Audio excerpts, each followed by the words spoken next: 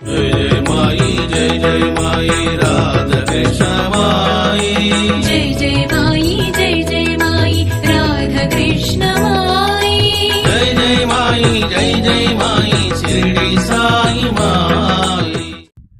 குருநாதருடைய அந்த கருணையினால அடியன் ஊர்ல ஒரு ஹோட்டல்ல வேலை பார்த்ததாகவும் அங்க எப்படிப்பட்ட பாவத்தோட ஒரு சேவை செய்ததாகவும் அடியன் சொன்னேன். அதுக்கப்புறம் ரொம்ப வருஷம், அதாவது இந்த அதே வேலை பார்த்துக்கிட்டு இருக்கும் பொழுது, ஆனா வியாழக்கிழமையானா லீவு போடக்கூடிய நிலைமை வரல. ஏன்னா ஒரு இடத்துல வேலைக்கும் சேர்ந்தாச்சு அப்படின்னா எப்படி லீவு போடுறது? எப்படியாவது சில நேரத்துல பொய் சொல்லிட்டு கூட லீவு போட்டுட்டு பூந்தோட்டத்துக்கும் கும்பகோணத்துக்கும் பாபாவுடைய அந்த காரியங்களை நம்ம பார்த்தோம். அதுக்கப்புறம் பாபா ஏதோ சங்கல்பம் வச்சிருந்திருக்காரு போல. என்னன்னா, கும்பகோணத்துக்கு பக்கத்துல சாக்கோட்டை அப்படின்னு சொல்லக்கூடிய ஒரு ஊர், அங்க ஒரு பாபா டிவோட்டி. அவர் பார்த்தீங்க அப்படின்னா ஒரு நல்ல சுவாமியுடைய பக்தர். கணவன் மனைவி 2 பேருமே சேர்ந்து தன்னுடைய வீட்டிலேயே பாபாவுக்கு ஒரு வழிபாடு செலுத்துறாங்க. அவங்களுக்கு ஒரு சப்போர்ட்டிவான ஒரு நபர் யாருமே இல்லை. பாபாக்கு பாபாவை பார்த்துக்க, பாபாவுக்கு டயத்துக்கு ட்ரெஸ் மாத்த, ஆரத்தி எடுக்க, பால் கொடுக்கறதுக்கு எதுக்குமே சரியான ஒரு நபர்கள் இல்லாததுனால ரொம்ப கொஞ்சம் வருத்தத்தோட இருந்திருக்காங்க. இந்த விஷயம் எனக்கு காதலை எட்டுச்சு. சரி, நம்ம அங்க போய் இருப்போம் அப்படின்னு ஒரு சிந்தனை வந்துச்சு. அப்புறம் ஒரு வருட காலம் பாபா என்ன அதே இடத்துல இருக்க வச்சார். அந்த ஒரு வருஷத்துல பாபா எனக்கு ஒரு ட்ரைனிங் கொடுத்த மாதிரி ஆச்சு. என்ன ட்ரைனிங்கா? பாபாவுக்கு 4 வேளை ஆரத்தி எடுக்கிறது, பாபாவுக்கு அதற்குரிய கால சூழ்நிலைகளை ஏற்படுத்தி அவருக்கு அபிஷேக ஆராதனை பண்றது, பாபாவுக்கு அவருடைய சச்சரித்திரம், ஸ்தவன மஞ்சரி, விஷ்ணு சகஸ்ரநாம பாராயணம், இது எல்லாம் நடந்தது. ஒவ்வொரு வருஷத்துலயும் 4 ஃபங்க்ஷன் வருது நம்ம பாபாவுக்கு. அதாவது ஏப்ரல் வரக்கூடிய ஸ்ரீ ராமநவமி, ஜூலைல வரக்கூடிய ஸ்ரீ குரு பூர்ணிமா, அதுக்கப்புறம் பார்த்தீங்கன்னா நம்ம குருநாதருடைய சமாதி தினம், அதுக்கப்புறம் தத்த ஜெயந்தி. இது 4 தான் ரொம்ப விமர்சையா அந்த இடத்துல சுவாமி கிருப்பையால பண்ணாங்க எல்லாருமே. அல்ல அடியன் ஒரு சின்ன பங்கு என்னவன்னா, பாபா பாத்துக்கிறது தான் என் வேலை, வேற எந்த வேலையும் கிடையாது. அப்ப அவங்க கொடுக்கக்கூடிய பிரசாதம், அவங்க கொடுக்கக்கூடிய ஒரு சின்ன பணத்துல எங்க அப்பாவையும் அடியன் கொஞ்ச நாள் பார்த்துக்கிட்டேன். அங்கேயே இருக்கும்படி ஆயிட்டு. எங்க அப்பா வாடகை வீட்டுல இருக்கார். நான் பாபா என்ன அந்த சாக்கோட்டையில ஒரு பாபா வீட்டுல விட்டார் இல்லையா, அதே வீட்டுல இருந்தேன். நல்ல ஐம்பொன் விக்கிரகம், ஒரு 1.5 அடி 2 அடியில நல்ல அற்புதமான சுவாமி அவர். அவருடைய கிருபையினாலதான் அந்த ஆரத்தி எடுக்கலாம் நான் கத்துக்கிட்டேன். பாபாக்கு எப்படிலாம் சேவை பண்ணணும்ங்கிறது எல்லாத்தையும் நான் அந்த இடத்துல இதுதான் தெரிஞ்சுக்கிட்டேன். பாபாவுடைய ஒவ்வொரு வருஷங்கள்லயும் வரக்கூடிய விழாக்கள் மூலமா, பாபாவுக்கு இப்படிலாம் ஒவ்வொரு வருஷமும் இவ்வளவு விழாக்கள் இருக்கு, பாபாக்கு எந்தெந்த நேரத்துல சரியா ஆரத்தி கொடுக்கணும், எந்தெந்த நேரத்துல சரியா பாபாக்கு பிஸ்கெட் கொடுக்கணும், எந்தெந்த காலகட்டத்துல சுவாமிக்கு எந்தெந்த விதமான தொண்டுகள் புரியணுங்கிறது எல்லாம் அந்த இடத்துல இருந்து நான் அடியன் தாராளமா கத்துக்கிட்டேன். எனக்கு ட்ரைனிங் தான் பாபா அனுப்பியிருக்காருன்றது எனக்கு தெரியாம போச்சு. ஆனா நம்ம பாட்டுக்கு இந்த பக்கம் இருக்கோம். எனக்கு போன் மேல போன் வந்துட்டு, என்னன்னா பூந்தோட்டத்துல இருந்து, ஏப்பா நீலாம் வியாழக்கிழமை வந்துகிட்டு இருந்த, இப்ப நீ இப்பாட்டிட்டியப்பா, நல்லா இருந்தது பண்ணி வாப்பா திரும்பின்னு நிறைய பேர் கூப்பிட ஆரம்பிச்சுட்டாங்க.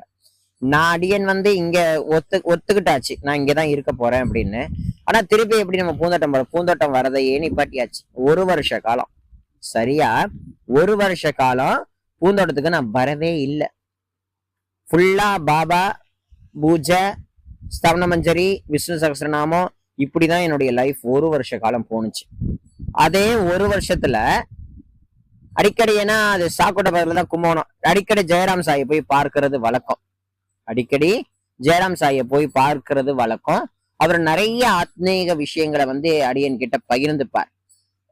புராணமா இருக்கட்டும், இதிகாசமா இருக்கட்டும், பாகவதமா இருக்கட்டும், பாபாவுடைய அந்த உயர்ந்த அந்த தெய்வீக அந்த நிலை, சுவாமியே பரமாத்மா, அந்த சுவாமியே அனைத்துமா இருக்கிறது என்ற விவரங்கள் எல்லாமே அவர் சொல்ல சொல்ல எனக்கு இன்னும் சுவாமி மேல அதிகமான ஒரு ஈடுபாடு வந்தது.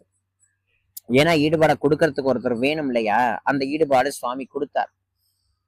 அதுக்கப்புறம் திரும்பவும் பூந்தோட்டத்துக்கு வரத்துக்கான ஒரு நிலையை சுவாமி ஏற்படுத்தினார். எதுக்காகன்னா டூர் அரேஞ்ச்மெண்ட். என்ன டூரா? ஷிரடி யாத்திரை. ஷிரடி, பண்டரிபுரம், அக்கல்கோட், சனி சிக்னாபூர், இது எல்லா ஊர்களையும் பார்க்கறதுக்கு ஏற்பாடு ஆணுச்சு. 2 பஸ். ஒண்ணு நம்ம சாக்கோட்டை பாபா வீடா இருக்கக்கூடிய அந்த ஆலயத்திலேருந்து, இன்னொன்னு பூந்தோட்டம் சாய்பாபா கோயில்ல இருந்து 2 பஸ் எடுத்தாச்சு. 2 பஸ் ஃபுல்லாச்சு. நம்மளுடைய கும்பகோணத்திலேருந்து இந்த யாத்திரை தொடங்குனுச்சு. நேரா பண்டரி, சனி சிக்னாபூர், ஷிரடி, அக்கல்கோட் அதெல்லாம் நல்லபடியா தரிசனம் எல்லாம் பண்ணி வச்சு, ஏன்னா அடியன் இந்த பூந்தோட்டத்துல நிறைய பேர் தெரிஞ்சதுனால கும்பகோணத்து பக்தர்கள் கூட இருந்ததை விட பூந்தோட்ட பக்தர்கள் கூட இருந்தது அதிகமாயிட்டு. அதுலயும் ஒரு சிலர் நீ பூந்தோட்டத்துக்கே வந்துரு சரவணன், நீங்க வந்தீங்கன்னா தான் இங்க ரொம்ப நல்லா இருக்கும், நீங்க வந்தே ஆகணும்னு நிறைய பேரு அன்போட என்கிட்ட கேட்டுக்கிட்டாங்க. நம்ம ஒரு இடத்துல இருக்கணும்னு சொல்லி இருக்கு. திரும்பி எப்படி நம்ம மாறினா அது அழகு இல்லை தானே. ஆனா இது பாபாவோட சங்கல்பமா என்னமான்னு எனக்கு தெரியாது. அப்ப தெரியாது, பின்னாடிதான் தெரிஞ்சது பூந்தோட்டம் தான் உனக்கு நிரந்தரமான இடம் அப்படின்னு. புரியுதுங்களா? அப்ப அவங்களாம் கூப்பிட்டாங்க. இல்ல நான் வரல அப்படின்னு நான் தெளிவா சொல்லிட்டேன். அதுக்கப்புறம் எனக்கு கொஞ்சம் பண கஷ்டம் ஆயிட்டு. நான் இதை இந்த பாபா கோயில் நடத்துறாங்க இல்லையா, அவங்க வீட்டுல சொல்லிட்டேன், இந்த மாதிரி பண கஷ்டமா இருக்கு, வீட்டு வாடகை கொடுக்கணும், எங்க அப்பாவோட இடத்தையும் பார்த்துக்கணும் அப்படின்ற மாதிரி. அப்ப அந்த அந்த வீட்டுக்கு பக்கத்துல இருக்கக்கூடிய ஒரு மரப்பற்றையில வேலை. என்ன வேலைன்னு கேட்டீங்கன்னா எனக்கு அந்த வேலையை ஒத்துக்காது. ஆனா செய்ய வேண்டிய ஒரு சூழ்நிலை கட்டாயத்துக்கு என்னுடைய வாழ்க்கை என்னன்னா அந்த மரத்தூளை எல்லாத்தையும் அள்ளி மூட்டை கட்டி விற்கிறது. இந்த மாதிரி ஒர்க் எனக்கு பாபா கொடுத்தாரு. அதாவது பாபாவுடைய சேவையும் ஒரு பக்கம், இது ஒரு வேலை. அதாவது அந்த வேலை செய்யக்கூடிய இடம் பாத்தீங்கன்னா ஒரு நல்ல இடம். அவரு ஒரு பாபா டிவோட்டி. சரியா 11 ஆச்சுன்னா சாய் நீங்க போய் பாபாக்கு ஆரத்தி எடுத்துட்டு வாங்கன்றவாரு. சாயந்தரம் ஆனிச்சுன்னா சாய் நீங்க பாபாக்கு போய் ஆரத்தி எடுத்துட்டு வாங்கன்றவாரு. சொல்றது புரியுதுங்க? அந்த நேரத்துல என்ன விட்டுருவாங்க, நான் போய் பாபாக்கு பக்கத்துலயே இருக்கிறதுனால பாபாக்கு டக்குற கை கால் ஆளமிட்டு பாபாக்கு ஆரத்தி எல்லாம் எடுத்துட்டு திருப்பி வேலைக்கு வந்துருவேன். அதன் மூலமா என்னுடைய அப்பாவுக்குரிய அந்த அவருக்கான செலவு, வீட்டு வாடகை எல்லாத்தையும் பாபா எனக்கு அனுகிரகம் பண்ணார். அதுக்கப்புறமா பூந்தோட்டத்திலேருந்து எனக்கு ஒரு பத்திரிக்கை வந்துச்சு. என்ன பத்திரிக்கையா? பாபா கோவில் கும்பாபிஷேகம். பூந்தோட்டம் பாபா கோயில் குடிசையில இருந்த பொழுது வந்தது. 1 வருஷத்துல இங்க பூந்தோட்டத்துல கூடிய எல்லா பக்தர்களும் ஒருங்கிணைஞ்சு ஒரு ஷெட்டுக்குள்ள பெரிய இடமா வச்சு பாபாவை உட்கார வச்சுட்டாங்க. அந்த கும்பாபிஷேக பத்திரிக்கை என்னிடத்துல வந்தது. அதுக்கப்புறம் சில இடர்பாடுகள் காரணமா அடியேன் அந்த 1ஆம் தேதிக்கு போகணும்னு தீர்மானிக்கிறேன். ஆனா என்னை யாரும் போக விடல கும்பகோணத்துல இருந்து. அதெல்லாம் போக வேண்டாம்ப்பா அப்படின்ட்டாங்க. ஆனா அவங்கள மீறி நான் பூந்தோட்டத்துக்கு வந்துட்டேன். பூந்தோட்டத்துக்கு வந்தா ஷிரடியில இருந்து அச்சுதானந்த சுவாமி வந்திருந்தார். அப்புறம் இங்க வாழக்கூடிய சின்ன குஞ்சி அம்மா, நிறைய பேர் எனக்கு கொஞ்சம் அந்த கும்பாபிஷேகத்துக்கு 2 நாளுக்கு முன்னாடியே நான் இங்க வந்துட்டேன். எனக்கு ரொம்ப ஆசையா இருந்தது, இப்பயே இங்கே இருந்துருவோமான்ற எண்ணம்லாம் வந்துச்சு. கடைசியில அப்படியே ஆயிட்டு. கும்பாபிஷேக தினத்துக்கு தான் வந்தேன். கும்பாபிஷேக தினத்திலிருந்து இந்த நிமிஷம் வரைக்கும் நான் இப்ப பூந்தோட்டத்துல தான் இருக்கேன். கும்பகோணத்துல இருந்து வந்துட்டேன். சில இடர்பாடுகள் காரணமா அங்கிருந்து அடியன் கிளம்பி இங்க வந்துட்டு கும்பாபிஷேகம் பார்க்க தான் வந்துச்சு. அதெல்லாம் வேண்டாம், இங்க இருந்துட்டு நம்ம அப்பா பார்க்க போயிடுவோம், ஊருக்கே போயிடுவோம்ன்ற நிலைமைக்கு வந்துச்சு. ஆனா பாபாவுடைய கிருப்பை என்னை இங்கே இருக்கும்படி ஆச்சு. கும்பாபிஷேகத்துக்கு வந்த அடியேன் இந்த நிமிஷம் வரைக்கும் அடியேன் இங்கேதான் இருக்கேன். இப்படிதான் பாபா என்னை பூந்தோட்டத்துல இருக்கக்கூடிய பாபா என்னை ஆட்கொண்டு இந்த நிமிஷம் வரைக்கும் அதே சன்னிதானத்துல பாபா என்னை இருக்க வச்சு அவருக்கான தொண்டுகளை அவருடைய கிருப்பையினால செய்ய வச்சு அழகு பார்க்கிறார்.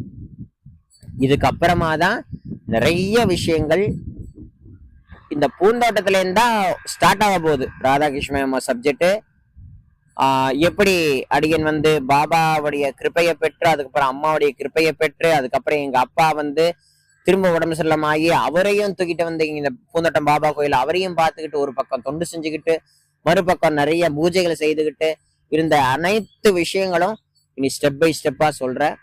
அனைவரும் காது கொடுத்து கேட்டு குருநாதருடைய கிருப்பை அடையுங்க. குருநாதருடைய அருள் என்றென்றும் இருக்கட்டும். ஓம் சாய்ராம்.